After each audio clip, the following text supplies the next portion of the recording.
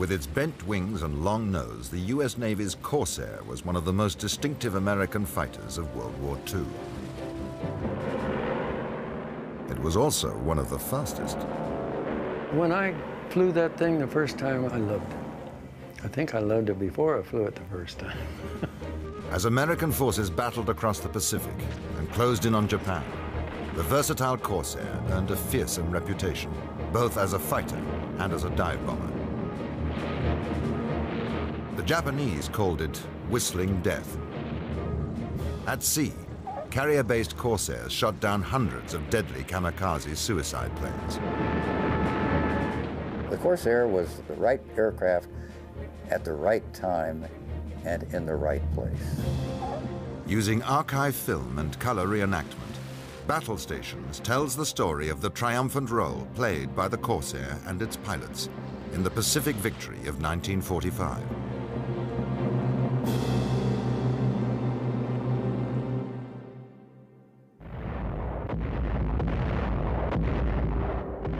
In the 1930s, the art of war at sea was dominated by the battleship.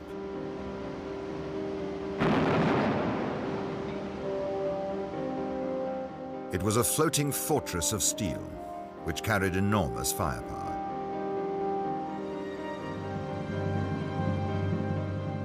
Some also carried spotter planes that were launched from catapults on deck. Originally, few admirals saw these flimsy contraptions as a serious threat. But as aircraft design steadily improved, they were able to carry a range of increasingly heavy weapons. Soon, even the mighty battleships became vulnerable to air attack.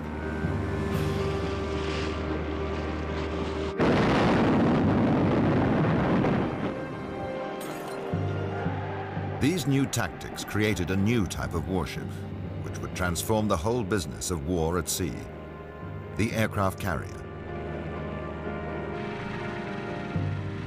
Although the early biplanes could take off at very low speeds, it was still a risky business.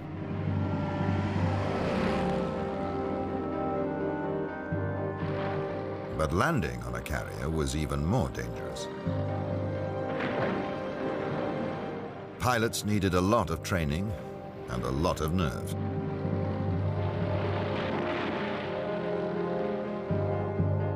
The aircraft would approach the deck trailing a hook. Stretched across its path would be a series of arresting wires. When he felt the hook catch a wire, the pilot would cut the power and his machine would come to an abrupt halt. What a way to land. You can cut, feel that cable get you, and let go, throw your hands out.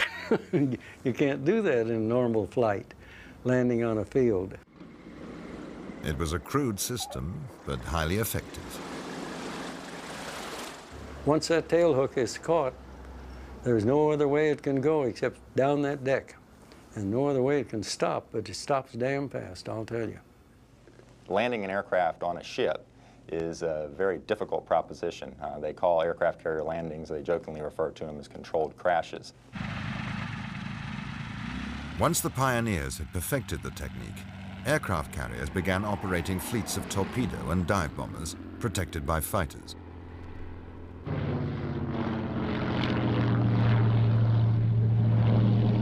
1937, the press services received a flash from Asia. Japan's invasion of China sent shockwaves across the Pacific. Immediately, America launched an urgent review of its defense capabilities.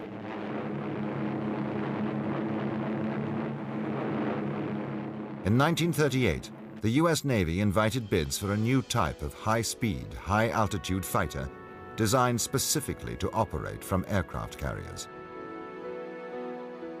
The winner was the Vought F-4U Corsair, which made its first test flight on the 29th of May, 1940. Soon, it became the fastest single-engined aircraft in the world, with a top speed of more than 400 miles per hour in level flight and 500 in a dive.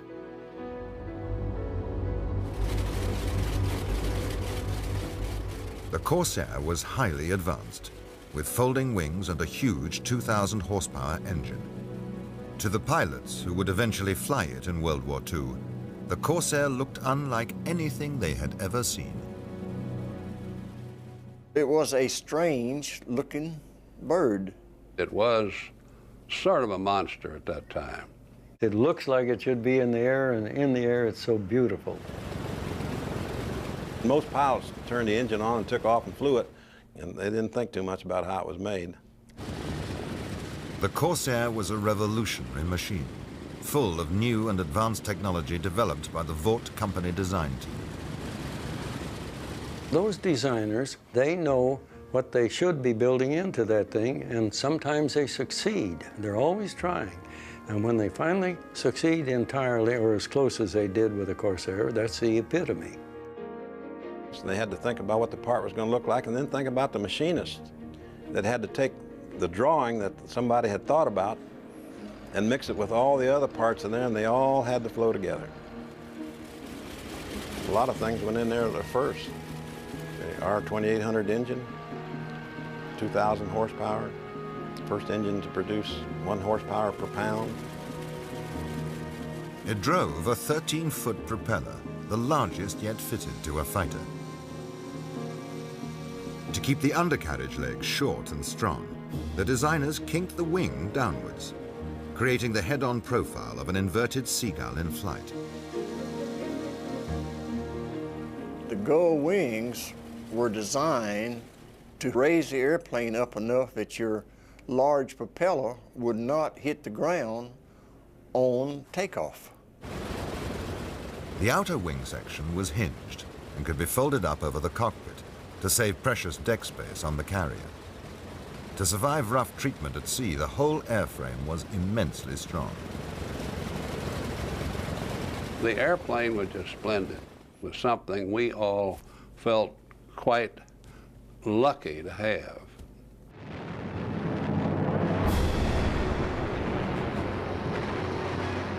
While Japan threatened American interests in the Pacific, Adolf Hitler plunged Europe into war.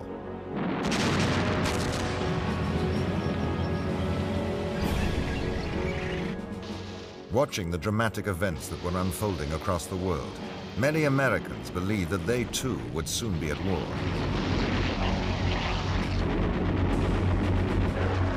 It looked as though the Corsair was about to see plenty of action. December 7th, 1941. The crime of the century.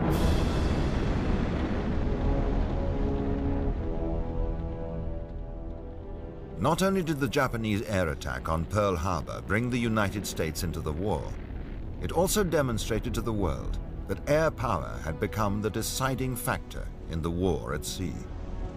So it's war they want. And throughout the nation, young recruits burning with patriotism rush to enlist. A newer and bigger Navy in the making. My father was a minister in West Liberty, West Virginia, and I enlisted in the Navy V5 program in June 1942. A Navy recruiting team came around looking for people to go into the flying program. And they had these brochures with beautiful blondes on them, and I signed up right away. I said, I want to go in a fighter squadron. I mean, after all, that's where the action is. The first production Corsair was delivered in July 1942. For the first time, young American pilots would actually get to fly it. One day, the operations officer says, "Hey, Bourgeois," says, "your turn to fly. You take that one out there." And I went out and looked at this big bent-wing bird.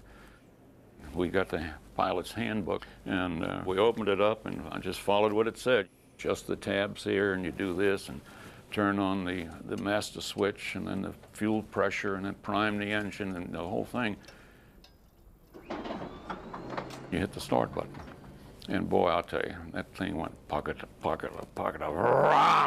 It was like music, just like music, unbelievable.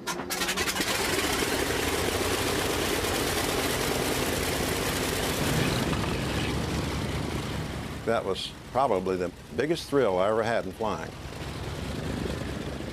When I threw that throttle home the first time on that 2,000 horsepower engine, threw me in the back seat.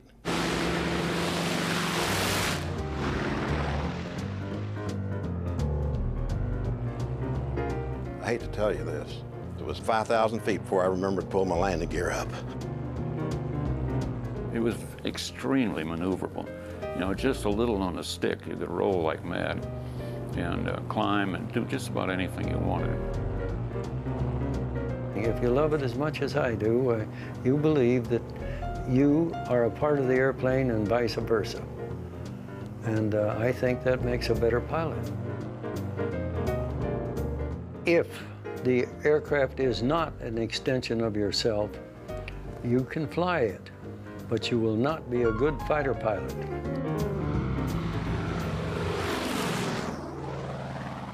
The next stop would be the Pacific, where a series of amphibious assaults would be launched against the many Japanese-held islands.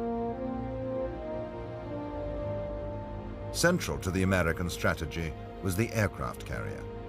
The carrier was very important in the Pacific because there's a lot of water and not a lot of land in that theater. So there were a number of missions that the carrier became quite adept at. As the Central Pacific Offensive got started, the carrier became very important in launching close air support strikes to support the ground forces, striking at long range against the enemy fleets, and also neutralizing enemy air power in islands surrounding the area of the assault. The F-4F Wildcat was the leading American carrier fighter in the early stages of the Pacific War. In June 1942, it played a key role in Japan's first major defeat at sea, the Battle of Midway. Early in 1943, the faster and more powerful F-6F Hellcat was introduced. The Cats were ideal carrier aircraft. They had good forward visibility and handled well, even with battle damage. They were also extremely rugged. But in some combat situations, they were simply outclassed by the Japanese Zero. This lightly built fighter was highly maneuverable, very fast, and extremely dangerous. When the Vought Corsair first arrived in the Pacific, it promised to be more than a match for the Zero. In September 1942, the Corsair began test flights from the deck of an aircraft carrier. But the results were not at all what the Navy had hoped for.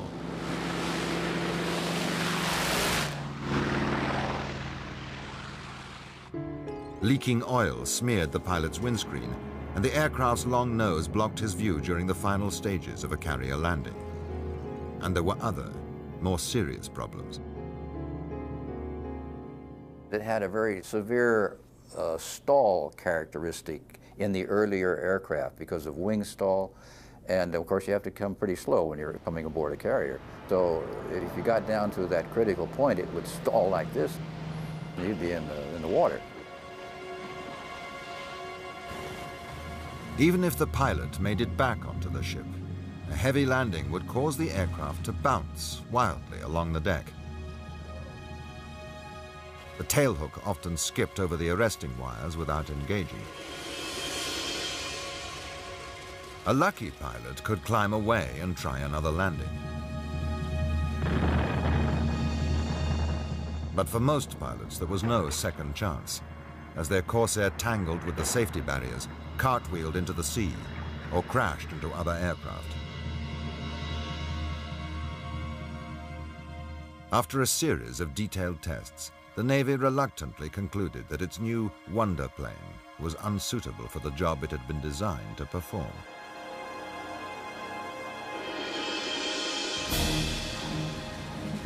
The Corsair had the potential to outperform and outgun the Zero, but it needed time to get its sea legs, and the Navy was not prepared to wait. Its fate was sealed.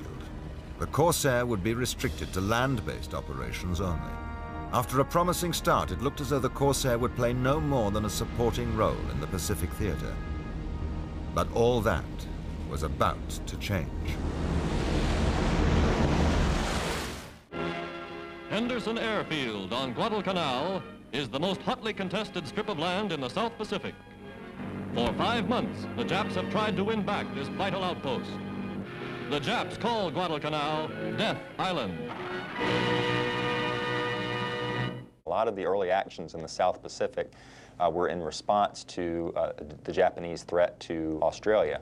And Guadalcanal was assaulted in August of 1942, and then once that battle was won, the airfields on Guadalcanal became very important in the march up the Solomon's chain.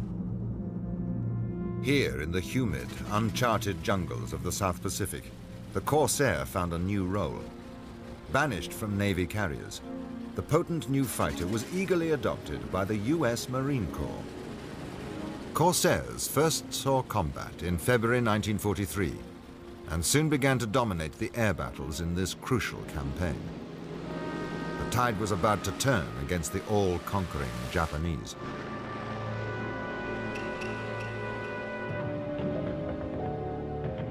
The Corsair also provided badly needed air support for the hard-pressed Marines on the ground. As they fought their way island by island across the Pacific, they faced a fanatical and determined enemy. Anyone entering actual combat is going to be surprised by what they envision combat being like and what it actually becomes. Now, for those GIs and sailors and airmen in the Pacific War, it was a certain degree of savagery that they could have never envisioned with their Japanese enemy. It was different than what we thought. And I have a deep respect for the man that's on the ground, and those men suffered horribly down there on the ground. Those men, they just did terrific jobs. And sometimes I put myself in their place and I wonder if I could have done what they did. The climate could also be their enemy. Stifling heat, high humidity, and tropical diseases made life in the Solomons a miserable existence for everybody, including the pilots. You lived in your flight suit. You know, you're lucky you had two. Rarely a chance for a bath. I can remember my cloth helmet. You know, how when you sweat and you get all this salt out of your body all around you, and then your flight suit, and it smelled like hell. Your socks were always wet. You slept in a cot under a mosquito net.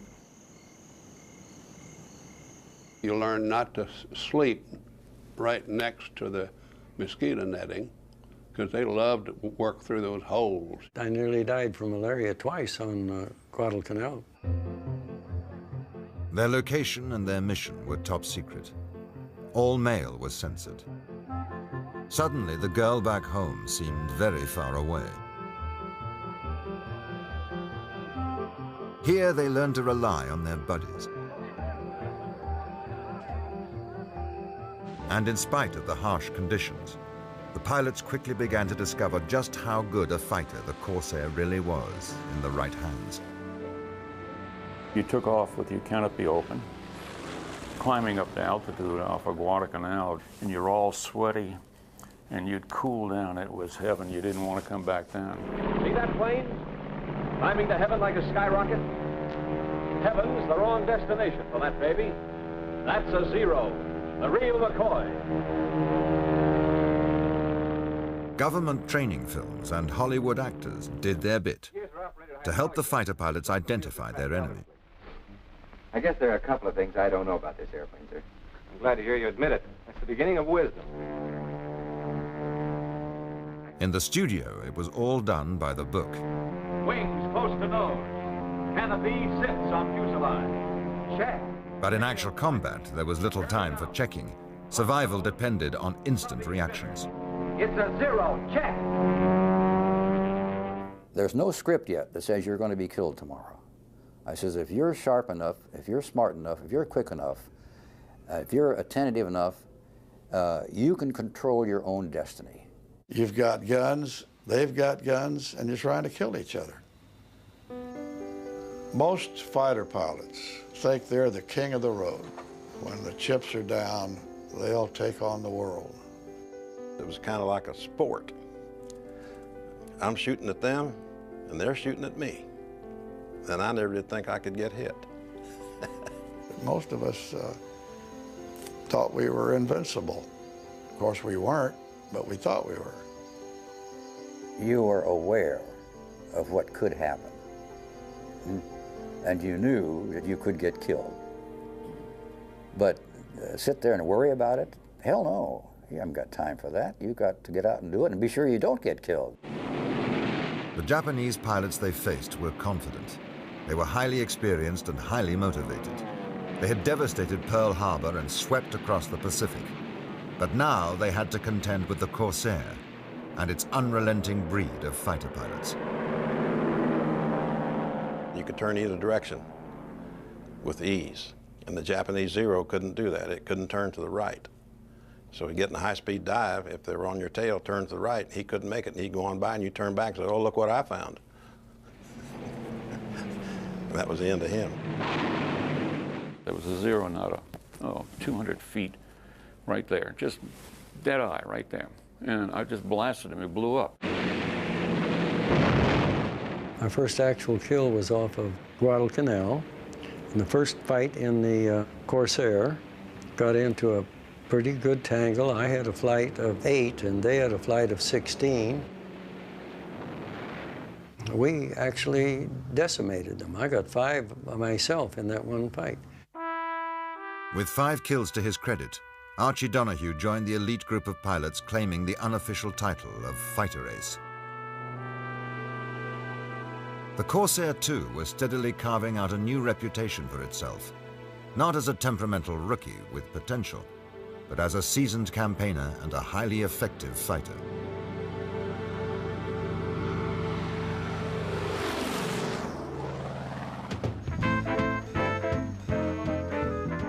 One of the most successful Marine squadrons was VMF 214, led by a tough and aggressive commander, Major Greg Boyington. He had a reputation as a hard-drinking, hard-fighting individualist with little time for the rulebook. Known as Rats, he was 30, an old man in the eyes of his young pilots. When he formed the squadron, they renamed him Pappy. We thought we ought to have a squadron name. So everybody's sitting around drinking and singing, and they decided that we ought to be called Boyington's Bastards. And Frank Walton says, no, you can't put that in the paper. They finally settled on a name which the newspapers could print, the Black Sheep. And their exploits certainly made good copy. During their first combat mission on September the 16th, 1943, Boyington claimed 5 enemy aircraft, gaining the ultimate status of becoming an ace in a day. The press reports coming back from the Solomons with Boyington and Bolt and Bourgeois and all these Marine fighter pilots just really captured the public imagination. And a lot of it really came down to Boyington himself, who wasn't exactly a poster boy Marine by any stretch of the imagination. He bent the rules and regulations on numerous occasions, but as far as a skilled combat pilot and really a skilled combat leader in the air, he was tough to match.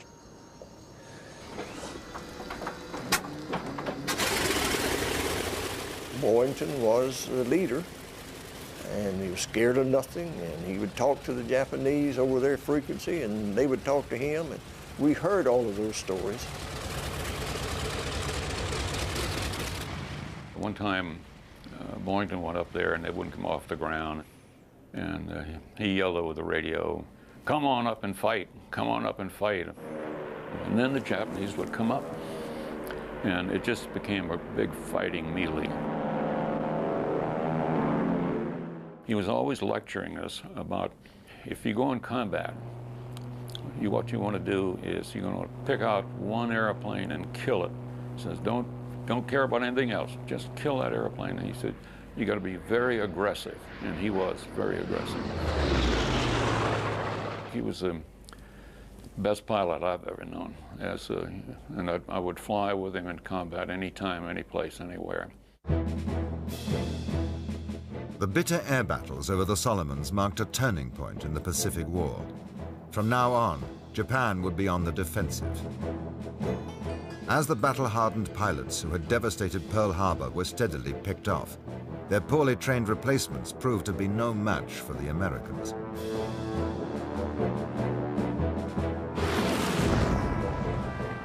As a land-based fighter, the Corsair was clearly a winner.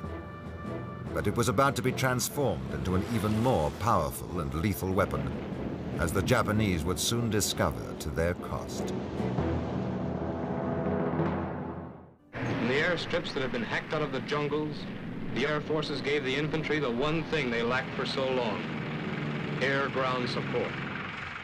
During 1944, the Marines carried out a series of ordnance loading tests on the Corsair. They found that the rugged aircraft could safely carry more than 1.5 tons of bombs and rockets hung beneath the wings and fuselage. Now, the Corsair took on a new and devastating role as America's first true fighter bomber.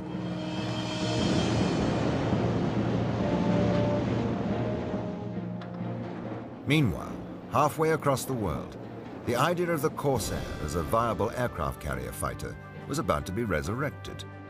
It was designed to go to sea, but it took the British to prove that it actually could.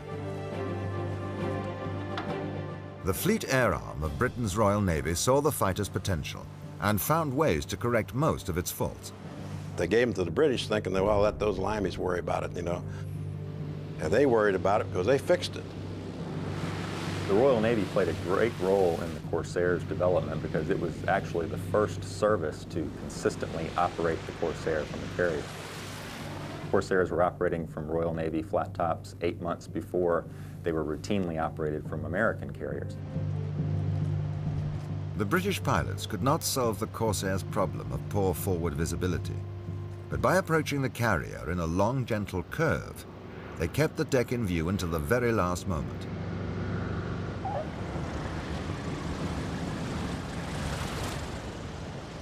Finally, in January 1945, 8 months after the British had mastered the art, America also sent the Corsair back to sea. Where the Marines were able to get back in the fight, so to speak, and bring their Corsairs back into the fight was when they were put aboard ship in 1944, 1945. And it was sort of a unique evolution in that Marine squadrons operated as part of Navy air groups aboard the large fleet carriers.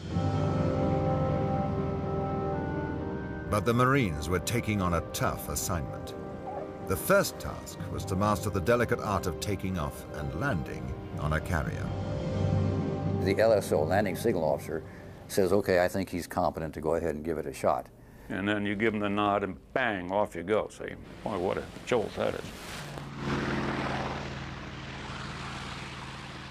It was lots of fun to take off the first time. You're scared to death, but and you'd be telling the story if you were not. Then you start your turn to come around and get lined up and come aboard.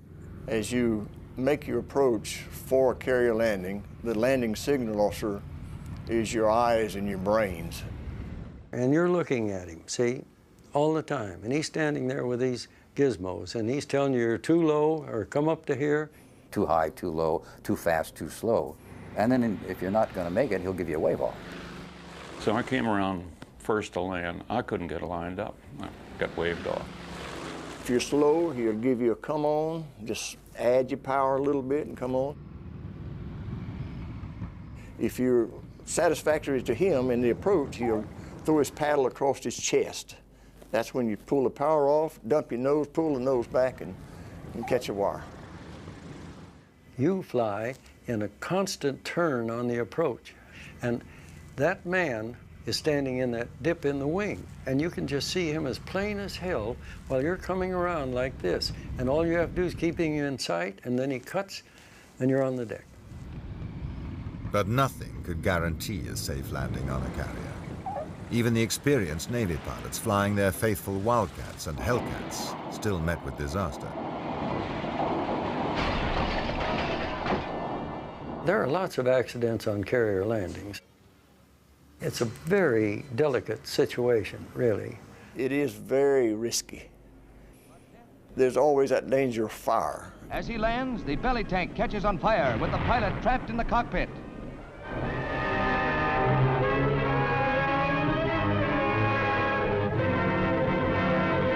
Miraculously living through the inferno, the pilot is helped to safety.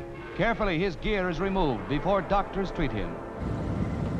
After only 9 days at sea, the first two Marine squadrons had lost 7 pilots and 13 Corsairs, mostly due to accidents on the flight deck. Land-based Navy squadrons were also put on board carriers, with equally mixed results.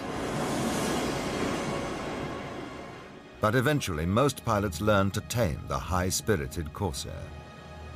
It was always a little bit, but you got the technique. You got the technique, and you're able to do it. It became just a routine thing. Stand by to take aircraft aboard. Stand by to take aircraft aboard.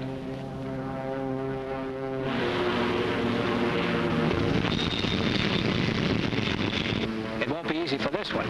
That wheel up. His hydraulic system's gone. One-wheel landings sober you up when they don't kill you.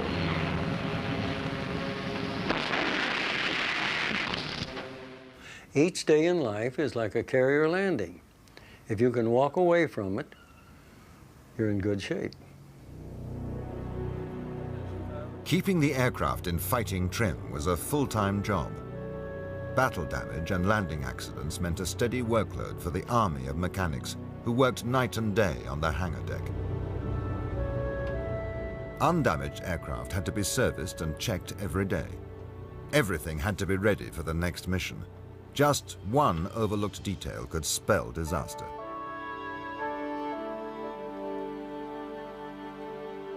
You go jump in your car, you don't worry about whether you got a flat tire or there's enough oil. You just get in and you expect it to go, and that's you eventually get to that point, which is not good on an aircraft. But I think a lot of us pilots did that. Those guys would work all night long. They would, you know, have to swap wings and tails and engines and propellers and patch holes. And I really admire them. I really do. They were proud of their airplane, too. They were doing everything they can to keep the thing looking good and performing properly. Your life was in their hands, and they were dedicated, wonderful guys. When you took off with their aircraft, they went with you. And when you came back, they were happy.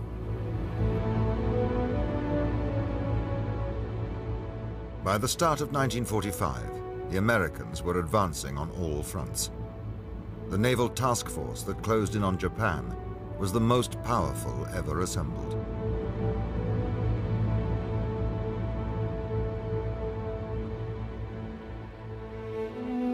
They were from horizon to horizon. Warships, it's unbelievable. Carriers and battleships and cruisers, and I just couldn't believe there were that many. I thought the Japanese were going to have a difficult time from then on, and they did. We are being attacked. But as the net closed around Japan, resistance grew more determined. For the first time, the Corsair pilots were about to face attacks from an enemy with a terrifying mindset.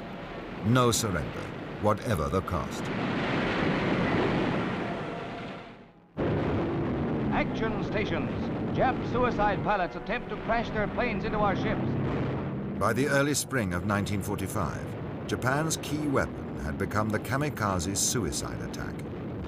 To the Americans, the life of a trained pilot was far too precious to waste. Now they found themselves confronting an enemy who actually wanted to die. It was a terrifying and incomprehensible situation.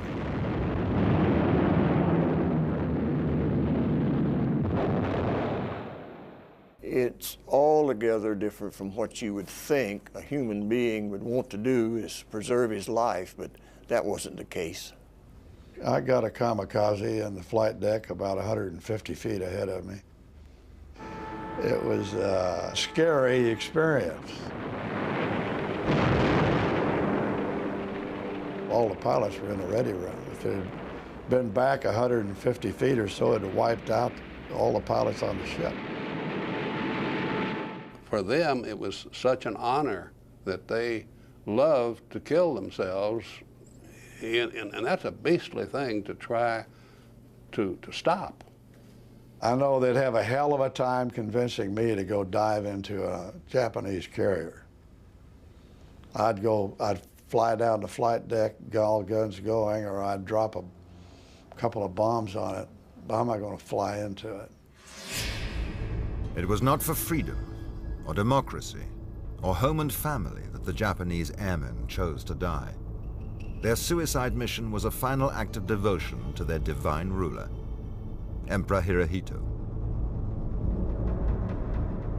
I think it cut back their total ability to some extent. If you can believe that you've got a chance and you're a human being, you're wanting to live. They're getting rid of an airplane when they take off, and they're getting rid of themselves. And I think it's a negative situation. But even the ultimate sacrifice of the kamikazes could not stop the American advance across the Pacific. By April 1945, there was only one island left to invade before Japan itself. Okinawa, strategic link in the Ryukyu chain, an island strong point in the southern defense system guarding the Japanese mainland. On L Day, April 1st, 1945, it is the assigned mission of the amphibious force. As the battle for Okinawa raged, the kamikaze attacks on the American fleet reached their climax.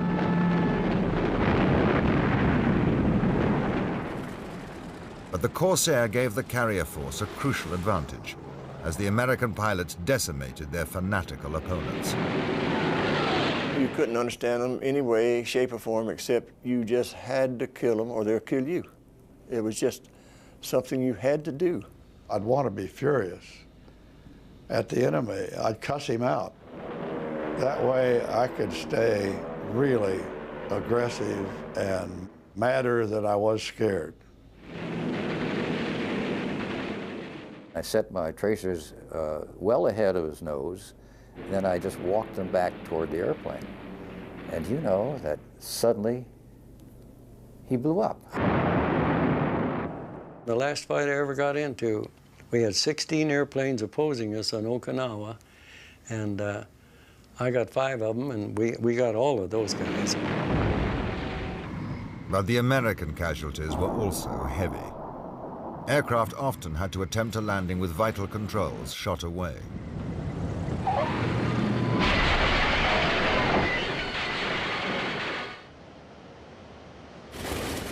The carrier aircraft were most vulnerable to kamikazes when tightly packed on the flight deck, awaiting the call to action.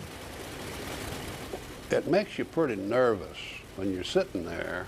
You can't move, and you wonder where that next sucker's gonna go. Their target was the middle of the aircraft on board, and that's where I was. I looked around. We had the Ticonderoga right off our port side. But one Jap gets through, crashing on the deck of the Ticonderoga.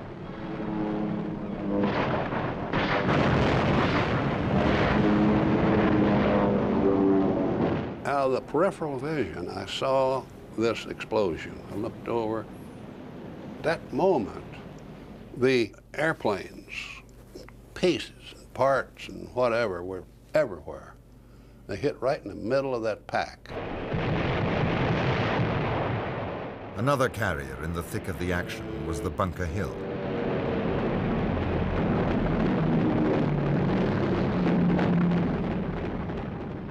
Archie Donahue had just returned with his flight from a long, uneventful patrol. I canceled the briefing. I had 16 pilots out that morning, and 15 of us went down to get some rest and bunk. A few get through, and one Jap pilot aims his plane at the carriers. Missing one ship, he heads for the Bunker Hill stern. 2 kamikazes dived in and broke through to the hangar deck where airplanes were stacked inside, some of them fueled. It created one hell of a fire. You wouldn't believe that that ship could survive. Fires, fed by ammunition, spread rapidly, but were fiercely fought as other crewmen rescued the wounded. One man stayed to write his wife a letter. And when those 2 kamikazes hit us, they hit near our ready room, and he was killed. Instantly, they told me. He was the only one I lost in my flight. Archer's decision to cancel the briefing had saved the lives of all but one of his pilots, but many others did not escape. Almost 400 men on the Bunker Hill were killed. Miraculously, she managed to stay afloat, but her fighting days were over.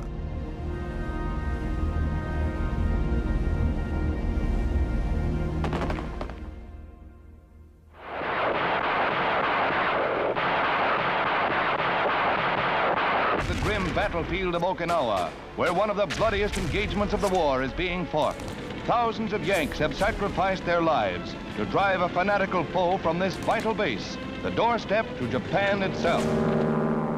As the fighting reached its bloody climax, Corsairs pounded the Japanese defenses with a sinister new weapon, the jellied gasoline known as napalm.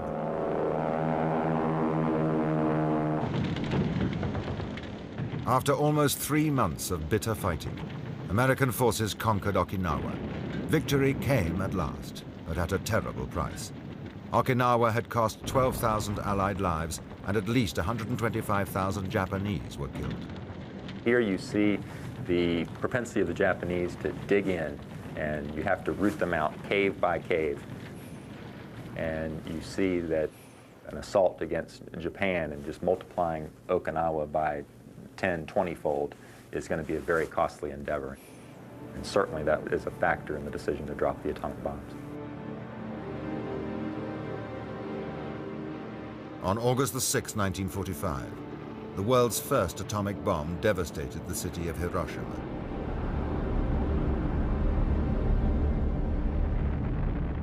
After a second bomb on Nagasaki, the Japanese finally accepted defeat.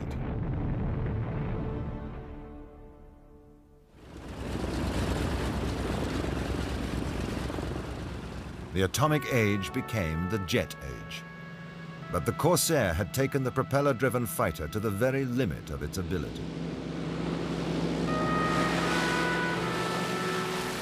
After many setbacks, the Corsair became accepted as the finest, most versatile fighter-bomber of its day. For the young men who took it to war, flying the bent-wing bird was an unforgettable experience. People ask me, was I scared during the war? Was I afraid? I never was. You know, I was 21 years old. Man, it was fun. It was a game. You were alone in that cockpit, and your destiny pretty much was right there in these two hands on this stick. I sometimes fly aircraft in my sleep a little. I've done that all of my life. Flying's so beautiful to me. It's like being an angel. You have advantages that are unbelievable and views of the world that are marvelous. I love it.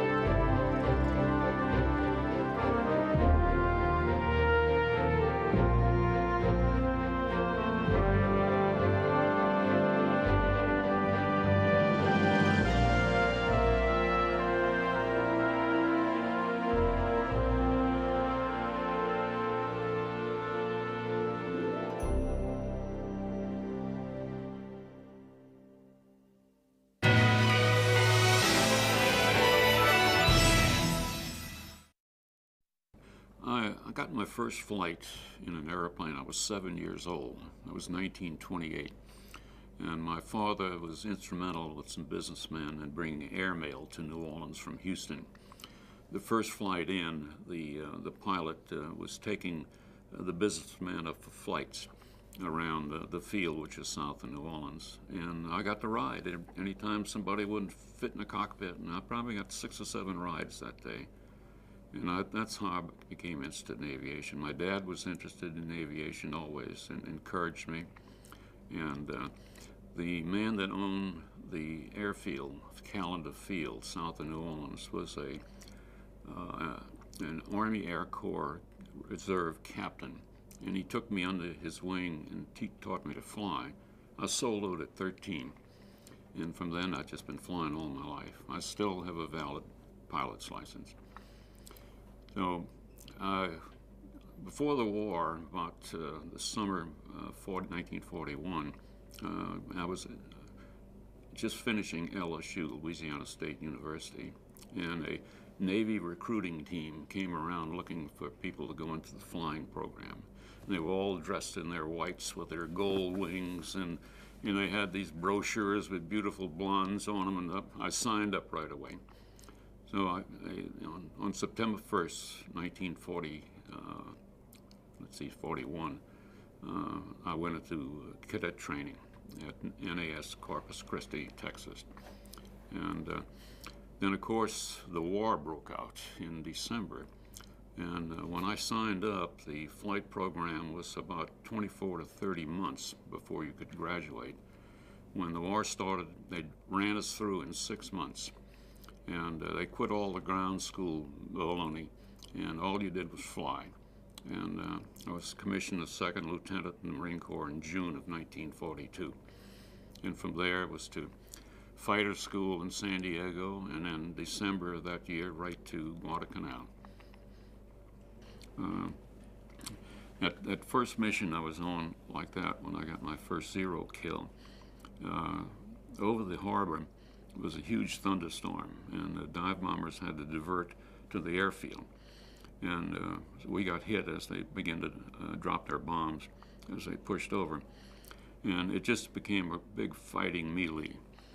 I was up in the top right-hand formation, high altitude, and my division was the first hit. And it turned into, quickly into I'd say 100,000 square mile dogfight between the Zeros and us and the bombers.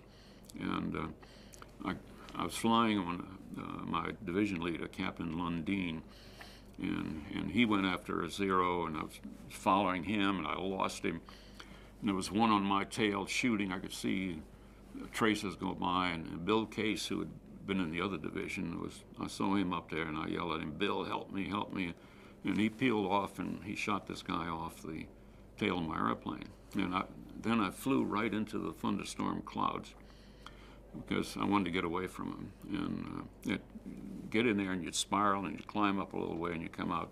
First time I came out, there was a Zero not 200 feet right there, just dead eye right there. And I just blasted him. It blew up, and then traces coming past me again, back into the storm cloud. Spiral up again and come out again. Second time I had a chance, a little bit further this time. Went back into the cloud, came out, and there was no airplanes around. They disappeared in a hurry. And so I headed back to our home base. And I'm flying along, I guess probably around 2,000 or 3,000 feet. And, I look around and I didn't see anything. All of a sudden, traces are coming past me. And I'm looking at the rearview mirror, and there's a Zero back there. So, full throttle all the way to the firewall and push down in a dive to get speed to get away, and the airplane sticks with me. And I realize I'm headed in the wrong direction. I should have been going at this heading to get to the home base, but I'm off about maybe 45, 50 degrees. On the water, and the cowl flaps closed, the oil flaps closed, everything to make the airplane go fast. And the engine's overheating, I'm running low on fuel, and I decided that, I'm going to have to turn and fight this guy. And I was just about to roll back and do that, and then the Zero pulled off and went home. Well, in 1973, I was representing my company in Japan, And we were visiting a company that was manufacturing American products there for us.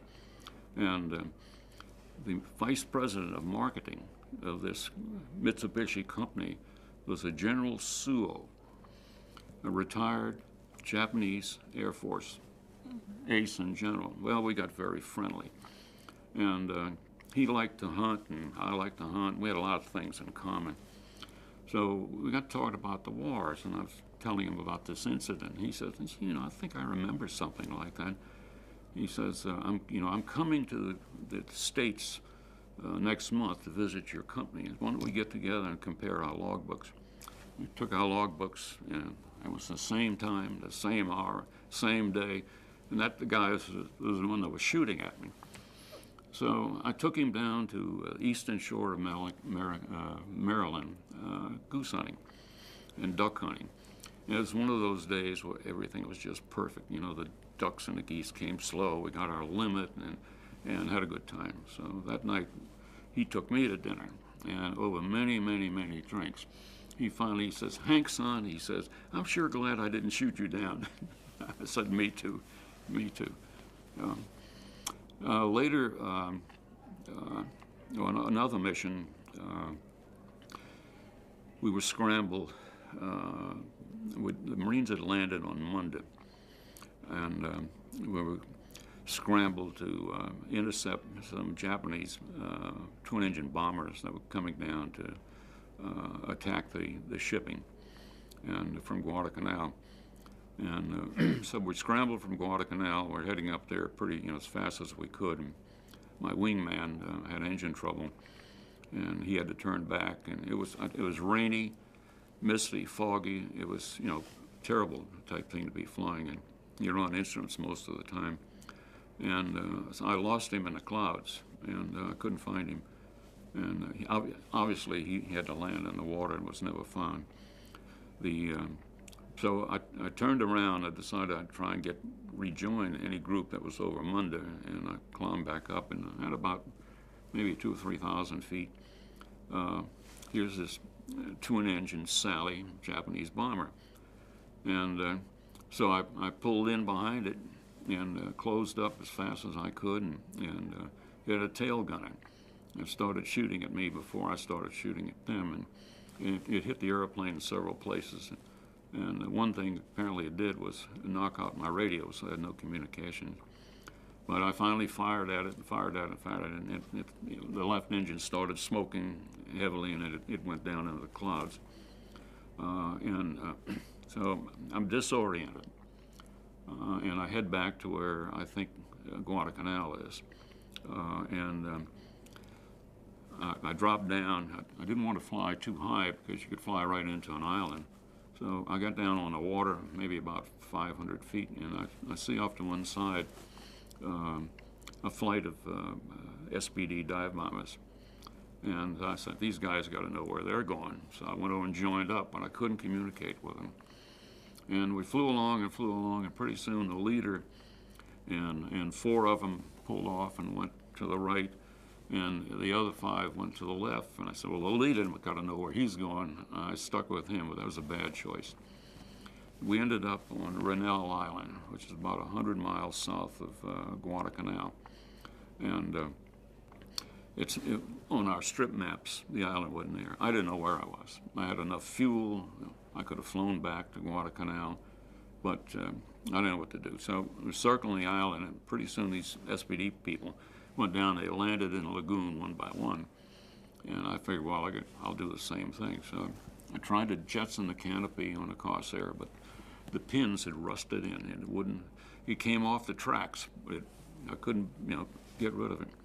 And but anyway, I pulled it back, and I got out of my parachute rig and kept the harness to my boat, and got ready, and tightened the straps and slowed down the flaps down as much as I could, and I put it in the water. And the Corsair lands, the Gull Wings is a pretty good water lander, but this time it hit the water and it just went right up on its nose like that and headed straight down. And so I got out in a hurry, but I got out too fast, and I stepped on my life raft boat and broke the strap. So I'm in the water with no support. And so pulling my Mae West thing to pop them, and this side didn't work. The other side worked, but it had a leak in it. And I'm floundering around. You can imagine now.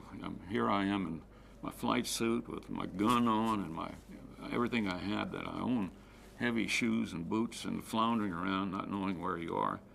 And fortunately, a native canoe came out and picked me up. And they took me up to there were, around the lagoon, there were several little villages, but they took me up to where the chief of the village was, and he took care of me. And then next day, the pilot crews from the other 4 airplanes were taken up and joined us. While I was there, the first day,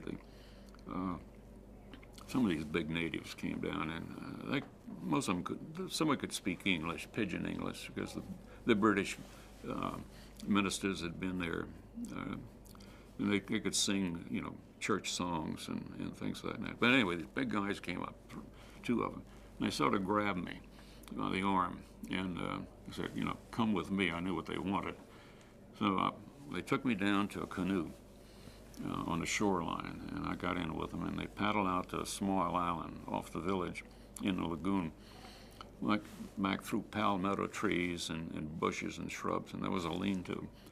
And there was a native woman lying there, obviously in pain, And the female attendant kept pointing at me, and the 2 guys kept pointing at me and at her, like, do something. And so I didn't know what to do. And I put my hand on her head and the other hand on her belly, like I knew what I was doing. And in my first aid kit, I had some